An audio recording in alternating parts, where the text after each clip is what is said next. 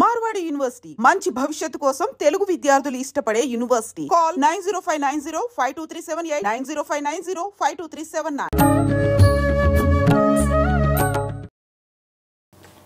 నమస్కారం, welcome to I dream. ధర్మ మార్గం విత్ విజిత కార్యక్రమానికి స్వాగతం. ప్రస్తుతం మనతో పాటు ఉన్నారు. వారు వయసులో చిన్నవారైనా సరే జ్ఞానంలో ఎంతో పెద్దవారనే చెప్పాలి. వారే ప్రవీణ్ కుమార్ శర్మ గారు. ఇప్పుడు వారితో మాట్లాడి మరిన్ని మంచి మంచి విషయాలు తెలుసుకునే ప్రయత్నం చేద్దాం. నమస్కారం అండి. అయితే మనకు మరికొద్ది రోజుల్లో మహాశివరాత్రి రాబోతుంది. శివుడిని ఇష్టపడే భక్తులు చాలామంది ఉంటారు. శివుడు బోలాశంకరుడు అని చెప్పంటూ ఉంటాము, అభిషేక ప్రియుడు అని చెప్పంటూ ఉంటాము. ప్రత్యేకించి కోరికలు ఉండని లైఫే ఉండాలి అంటుంటాం, కానీ కోరికలు లేని మనిషే ఉండడు.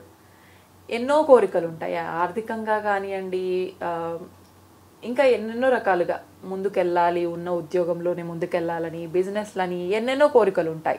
అటువంటి వారందరూ ఆ రోజు శివునికి ఏ విధానాన్ని ఆచరించి పూజిస్తే గనక శివుణ్ణి ప్రసన్నం చేసుకోవచ్చు, వాళ్ళకున్న కోరికలని నెరవేర్చుకోవచ్చు. ఇంకా కోరిక అనే అంశం దగ్గరికి వచ్చినప్పుడు ఆ స్థాయి దాటిన వాళ్ళకు కూడా కోరికలు ఉంటాయి. ఓకే, ఎలాగూ మోక్షం వరకు వెళ్ళిన వాళ్ళకి కూడా కోరికలు ఉంటాయి. ఎలాగో చెప్పమంటారా? మోక్షం కావాలనేది కూడా కోరికే. సూపర్ కదమ్మా. ఆ స్థితిని కూడా దాటిన వాడే శివం అవుతాడు. నిజంగా శివైక్యం అంటారా? అప్పుడు శివైక్యం అవుతాడు కాదు, ఇతడే శివుడు అవుతాడు. ఇతడు శివుడు అవుతాడంటే ఇతడిలో ఉన్న శివం ఏంటో తెలుస్తుంది. మీలో కూడా శివం ఉంది, నాలో కూడా శివం ఉంది. ఈ ప్రపంచమంతా శివమయం, సర్వం శివమయం జగత్. జగత్తంతా శివమయం. అలాంటి పరిస్థితులు వచ్చినప్పుడు ముందుగా శివరాత్రి సందర్భంలో ఒక బోయ అతను, ఇది శివపురాణంలో చెప్పబడినది, అతను ఎలా ఆరాధించి ఎలా ఇటువంటి కార్యాలన్నీ సిద్ధి పొందాడనేది ఒక కథ చెప్తాను. ఒక వేటగాడు అడవికి వెళ్ళాడు. ఒక జంతువుని చూశాడు, ఒక జింక. ఆ జింకను చూసి కొట్టబోతే ఆ జింక మాట్లాడింది, నువ్వు నన్ను చంపేస్తున్నావు, నీ వేటగాడి ధర్మం నువ్వు పాటిస్తున్నావు, బానే ఉంది, నేను మా తల్లికి చెప్పొస్తాను అని చెప్పి వెళ్ళింది. మీరు ఇప్పుడు అనొచ్చు, జింక ఎలా మాట్లాడుతుంది, ఇస్ దిస్ పాసిబుల్ అన్నారు అనుకోండి. ఇట్ ఈస్ పాసిబుల్ అంటాను నేను. ఈ కలియుగంలో కూడా పాసిబుల్ అవుతుందా? అది జరిగి వేల సంవత్సరాలు దాటిపోయింది, లక్షల సంవత్సరాలు దాటిపోయింది. ఓకే. ఆ సందర్భంలో ఇప్పుడున్న ఈ ఏఐ జనరేషన్లో మనం కొంచెం తక్కువగానే చూసుకున్నప్పుడు అవి మాట్లాడలేదని అనడానికి మన దగ్గర ఆధారాలు లేవు. సో ఆ చరిత్ర చెప్తున్నప్పుడు అది మాట్లాడిందే అనుకోవాలి. అది నేను మా తల్లి గారికి, మా తండ్రి గారికి, మా సోదరుడికి చెప్పేసి వస్తాను నేను వెళ్ళింది. అవి కూడా వెళ్ళి ఈ మాట చెప్పేసరికి అవి కూడా ఈ జింకను విడిచి ఉండలేక అవి కూడా కలిసి వచ్చేసాయి, మమ్మల్ని కూడా చంపేసాయి, కుటుంబ వచ్చేసారు, తినేసాయి. ఏదో శుభకార్యానికి కాక ఇన్వైట్ చేస్తే వచ్చినట్టు అందరూ వచ్చేసారు. ఈ వేటగాడు కొట్టడం కంటే ముందు ఏం చేశాడంటే ఒక బిల్వం చెట్టు ఎక్కాడు. అది బిల్వం చెట్టు అని వాడికి కూడా తెలియదు. ఓకే. ఇంకా ఈ జింక అలా వెళ్ళొస్తానని చెప్పేసరికి ఖాళీగా ఉండకుండా ఆ పక్కన చెట్టుకుంటే ఆకులు తీసి తుంచి వేస్తాడు. అతనికి తెలియదు అక్కడ శివలింగం ఉందని. అవన్నీ అక్కడ పడిపోతూనే ఉన్నాయి. అతనికి తెలియదు. ఆ రోజు ఉదయం అంతా ఉపవాసం ఉన్నాడు, ఉదయం నుంచి రాత్రి వరకు ఉపవాసం ఉన్నాడు. అవన్నీ కలిసి మాట్లాడేప్పుడో సూర్యాస్తమయం సమయానికి వచ్చాయి. అంతవరకు అతను ఉపవాసంలోనే ఉన్నాడు. ఓకే. తులసి బిల్వదళాలతో అర్చన చేస్తూనే ఉన్నాడు తెలియకుండా. ఇవన్నీ వచ్చేసి మేము కుటుంబ సమేతంగా మీ చేతిలో చనిపోవాలన్నాం అని వచ్చేసరికి, అంత ఉదారంతో ఒడిగేసరికి ఈ వేటగాడి మనస్సు కరిగిపోయింది. నేను మిమ్మల్ని ఎవరిని చంపను, మీరు వెళ్ళిపోండి అంటే అవి వెళ్ళిపోయాయి. ఇతడికి తర్వాత శివుడు కనపడి ఇతన్ని గుహుడిగా చేస్తాడు. అంటే గుహుడు అంటే రాముడికి స్నేహితుడైన వ్యక్తి. మనకు రామాయణంలో కనపడుతుంది. రాముడు రాజ్యాన్ని వదిలిపెట్టిన వెంటనే మొట్టమొదటగా రాముడికి ఆతిథ్యం ఇచ్చిన వారు ఈ గుహుడే. ఈ బిల్లులందరికీ రాజుగా చేస్తాడు. నీకు రాముడు వచ్చి రాముడికి ఆతిథ్యం ఇవ్వాలి, అంతవరకు నువ్వు ఈ రాజుగానే ఉంటావు అని చెప్పి అతన్ని రాజుగా చేసి వెళ్ళిపోతాడు. అలా మనం బిల్వదళాలతో అర్చన చేయటం, ఇటువంటి కార్యాలని అన్నిటికీ, అది కార్యం కేవలం మన చిన్న చిన్న కోరికలనే కాదు, చాలా పెద్ద స్థాయి కోరికలు కూడా ఆ బిల్వదళాలతో సంపాదించుకోగలవచ్చు. త్రిదళం త్రిగుణాకారం, 3 దళాలతో ఉన్నది. మనలో ఉన్న 3 గణాలు అందులో ప్రవేశపెడుతూ ఉన్నాం. త్రినేత్రంచ త్రియాయుధం. మనిషికి త్రినేత్రాలు ఉన్నాయి, ఈశ్వరుడికి త్రినేత్రాలు ఉన్నాయి. మనకు త్రినేత్రం ఉంది కానీ మనం తెలుసుకోలేము. త్రినేత్రంచ త్రియాయుధం త్రిజన్మ పాప సంహారం. 3 జన్మల్లో పాప సంహారాన్ని నేను ఒక్క బిల్వం పెట్టడం ద్వారా నేను పోగొట్టుకుంటున్నాను అని చెప్పి బిల్వదళాలతో అర్చన చేయటం ద్వారా ఇటువంటి విశేషమైన ఫలితాలను పొందుతారు తల్లి. బిల్వదళాల్లో కూడా రకాలు ఉన్నాయి. ఏకబిల్వమని, పంచబిల్వమని, సప్తబిల్వమని, నవబిల్వమని, ఇలా రకాలుగా చాలా ఉన్నాయి. అవి ఏ బిల్వమైనా ఉపయోగించవచ్చా? త్రిదళం సరిపోతుందమ్మా. రెగ్యులర్ చాలా త్రిదళం. రుద్రాక్షల్లో పంచముఖి ఎలా అయితే వెరీ కామన్, అలా బిల్వదళాల్లో కూడా త్రిదళం చాలా కామన్ గా ఉంటుంది. ఇప్పుడు బిల్వం దేవుడికి సమర్పించేటప్పుడు చాలా మంది, కొంతమంది రివర్స్ లో పెడతారు, కొంతమంది ఇలా పెడతారు. ఎలా అయినా పెట్టొచ్చా? ఎలా పెడితే ఏ ఫలితం? ఇలా పెడితే జ్ఞానం, ఇలా పెడితే ఐశ్వర్యం. మీకు ఐశ్వర్యం కావాలంటే ఇలా పెట్టండి, జ్ఞానం కావాలంటే ఇలా పెట్టండి. 2 కావాలంటే ఒకటి ఇలా ఒకటి అలా. ఏది పెట్టినా నాకు కావాలి అనుకునేది చెప్పుకున్నా సరిపోతుందమ్మా. ఒకటి కాదు, చాలా పెడతారు కదా, పదైనా తెచ్చుకుంటారు కదా. ఓం నమ శివాయ అనుకుంటూ పెట్టినా సరిపోతుంది. లేదా కొంచెం చదువుకుంటే శివాష్టోత్రం చదువుకోవచ్చు. ఇప్పుడు చెప్పిన బిల్వాష్టకం చదువుకోవచ్చు. ఈ బిల్వాష్టకం చదువుతున్నప్పుడు ఆ ఒక్క బిల్వం పెట్టడం ద్వారా అశ్వమేధ సహస్రాన్ని, అశ్వమేధ యాగాలు ఎన్నో చేసిన ఫలితం వస్తుందంటారు ఒక్క బిల్వం ద్వారానే. ఎంతో మందికి భోజనం పెట్టిన ఫలితం వస్తుందంటారు. అలా శివరాత్రి రోజు జాగరణ ఉండాలి, ఉపవాసం చేయాలి. ఈ 2 చాలా ప్రధానం. ఈ 2 చేస్తూ 3 కాలాల్లో శివ పూజ చేస్తూ, ప్రత్యేకించి లింగోద్భవ సమయం అని అంటారు. లింగం ఉద్భవించిన సమయం ఒకటి ఉంటుంది. అది లింగం ఉద్భవించినటువంటి సందర్భంలో విశ్వంలో ఈ మనకు లింగం ఉద్భవించింది ఎక్కడో కాదు, అరుణాచలమే. ఆ అరుణాచలమే ఇప్పుడు ఇలా మరకతంగా మారింది. ఇంతకుముందు అగ్నిలింగం. ఆ కొండేనమ్మా ఇప్పుడు నేను చెప్పేది. అగ్నిలింగం గురించి కాదు, కొండ గురించి చెప్తున్నా. ఆ కొండ ఇప్పుడు మరకతంగా మారింది. ఇంతకు ముందు అది వెండిగా ఉండేది, ఇంతకు ముందు అది రత్నమయంగా ఉండేది, ఇంతకు ముందు అది బంగారుగా ఉండేది. యుగాన్ని బట్టి అది ఇప్పుడు మరకతంగా మారింది. అది ఇప్పుడు మరకతం కొండ. అది అలా ఆవిర్భవించినప్పుడు బ్రహ్మదేవుడు హంసను పట్టుకొని పైకి వెళ్ళాడు, విష్ణుమూర్తికి వరాహాన్ని పట్టుకొని తెలుసుకోవడానికి. ఇద్దరు తెలుసుకోలేకపోయారు. తర్వాత వచ్చి చెప్పారు, బ్రహ్మదేవుడు అబద్ధం చెప్పాడు, తన పైతల తీసేశాడు. దానికోసం ప్రూఫ్గా గోవుని ఇంకో మొగలి పువ్వుని పెట్టుకున్నాడు. ఆ మొగలి పువ్వు పూజకు పనికిరాని పువ్వు అయిపోయింది. గోవు కూడా ముఖానికి పూజ చేయకుండా తోకకు పూజ చేస్తున్నారనే కారణం ఇదే. విష్ణుమూర్తి నిజం చెప్పారు కాబట్టి ఆయనకి అవార్డులు ఇచ్చారు, అంటే ఆయుధం ఇచ్చారు. అలా ఇది శివరాత్రి అలా ఆవిర్భవించింది. ప్రతి సంవత్సరం లింగోద్భవ కాలం ప్రతి వేరువేరుగా ఉంటుంది తల్లి. ప్రతిరోజు రాత్రి 12 గంటలకు లింగోద్భవం కాదు, ప్రతి సంవత్సరం మారిపోతూ ఉంటుంది. కాలాన్ని బట్టి తెలుస్తుందమ్మా, ఆ సందర్భాన్ని బట్టి. ప్రతి సంవత్సరం ఒకే విధంగా ఉండదు.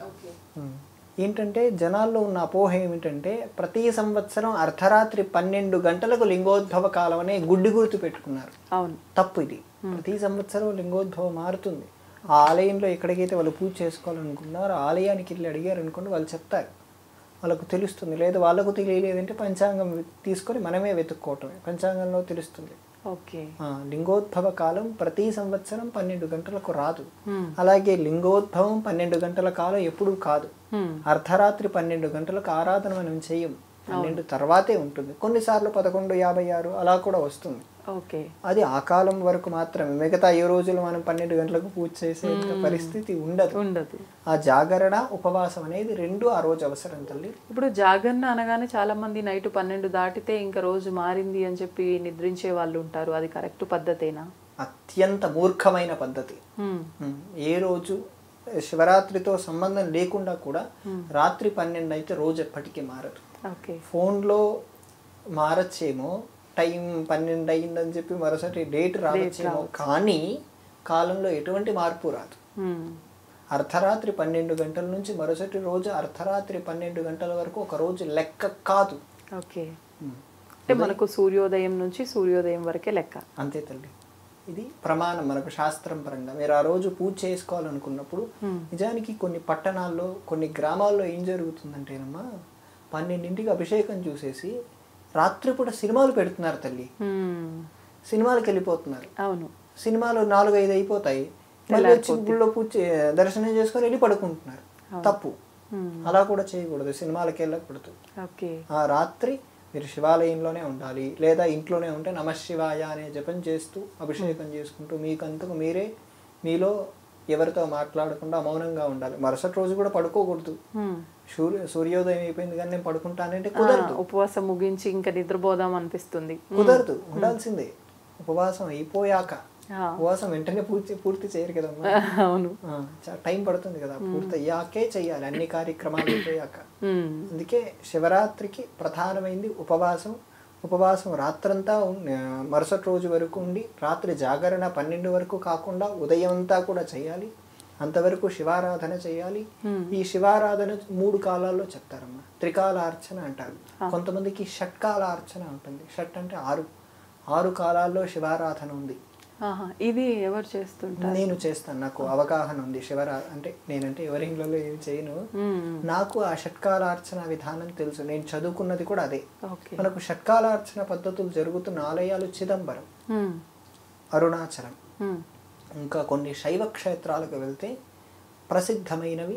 అక్కడ ఈ షట్కాలార్చన 6 కాలాల్లో శివ పూజా పద్ధతి అనేది ఉంది. నేను సొంతంగా ఒక ఈ శివరాత్రి కాకుండా అంతకుముందు శివరాత్రిలో రుద్రప్రయాగలో చేసుకున్నాను నేనే. అంటే నేనంటే దేశం కోసం అలా చేశాను, లోక కళ్యాణం కోసం.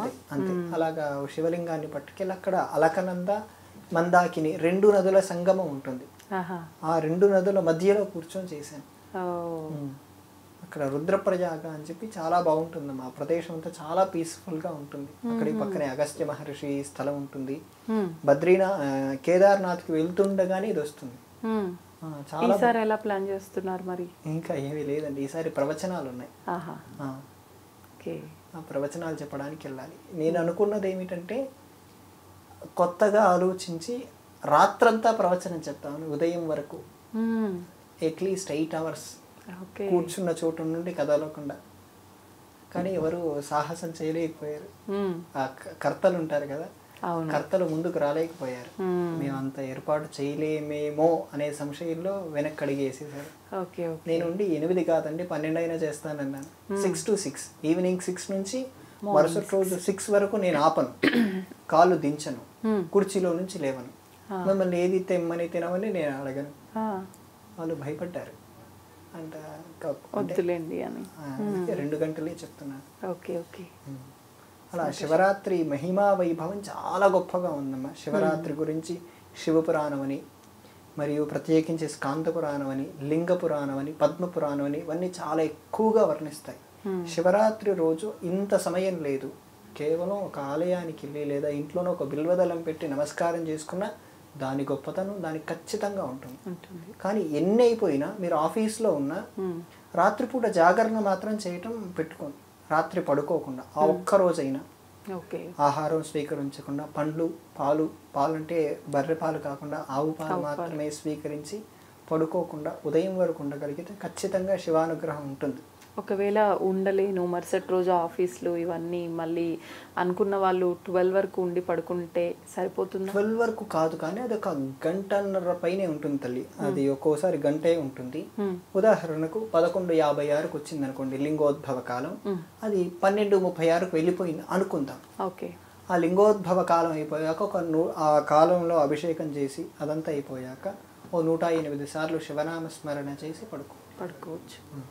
అవకాశం లేదు అంటే అదేంటో కానీ, అంటే అందరికీనో మరి నాకేనో తెలియదు కానీ ఆ రోజే ఎక్కువగా ఆకలి అనిపించడం, ఆ రోజే ఎక్కువగా నిద్ర వచ్చినట్టు అనిపించడం. ఆకలి సంగతి పక్కన పెట్టండి, ఉండగలుగుతాం ఉపవాసం, కానీ ఎక్కువగా నిద్ర వస్తున్నట్టు అనిపిస్తుంది అదే రోజు. మామూలు రోజుల్లో ఎంతసేపు అయినా మెలకుగా ఉంటారు. అంటే అవన్నీ శివయ్య పెట్టే పరీక్షలు అనుకుంటా. అంతే తల్లి. ఆ రోజు ఎవరితో మాట్లాడకుండా ఉండటం మంచి తల్లి. మౌనంగా ఉండి మౌనంతో పాటు నమశివాయ అనే జపం చేస్తూ ప్రయత్నం చేయగలిగితే ఆ ఒక్క రోజులో మీరు ఒక 25-30 వేలు నమశివాయ అనే జపం చేయగలిగితే చాలా అద్భుతమైన ఫలితాలు ఉంటాయి. వెంటనే తెలిసిపోతాయి, మీకే చాలా తొందరగా తెలిసిపోతాయి. ఒక గంటకు మీరు ఒక 5-6 వేల సార్లు చేయగలరమ్మా జపం. అలాంటప్పుడు 12 గంటల్లో మీరు ఎన్ని వేల సార్లు చేయగలరో మీరే ఊహించుకోండి. అవును. అన్ని వేల సార్లు చేస్తున్నప్పుడు ఆ శివుడే మీలో ఉండే ఆత్మతత్వాన్ని బయటికి తీసుకొస్తాడమ్మా. సాధ్యమైనంత వరకు ఆయన నామస్మరణలో ఉండటానికే ప్రయత్నం చెయ్యాలి. 100కు 100%. ఆఫీస్లో ఉన్నా, ఆఫీస్ పని చేస్తూ ఉన్నా, ఆఫీస్ చేతులతో పనిచేస్తున్నా మనస్సులో నమశివాయ అనే నామస్మరణ చేస్తూ ఉండటం చాలా విషయం. ఈ అభిషేకాలు ఇవన్నీ పక్కన పెడితే నామస్మరణ మాత్రం ఖచ్చితంగా చేయాల్సిందే. నామస్మరణ ధన్యోపాయం నహి పశ్యామో భవతరుణి. తరించటానికి నామస్మరణను మించినటువంటి అత్యంత సులభమైన మార్గం ఇంకొకటి లేదు. అందులో మనకు కలియుగంలో నామస్మరణకే కలవు సంకీర్తికేశం ఉంటారంటే భగవంతుడి నామాలు ఉచ్చరించటం చేతనే మీరు మోక్షం పొందుతారు అని శాస్త్రాలే చెబుతున్నాయి తల్లి. సంతోషం అండి, నిజంగా చాలా చక్కగా వివరించారు మహాశివరాత్రి విశిష్టతని, ఆ రోజు ఆచరించాల్సిన విధి విధానాలన్నింటినీ కూడా. ధన్యవాదాలు. నమస్కారం.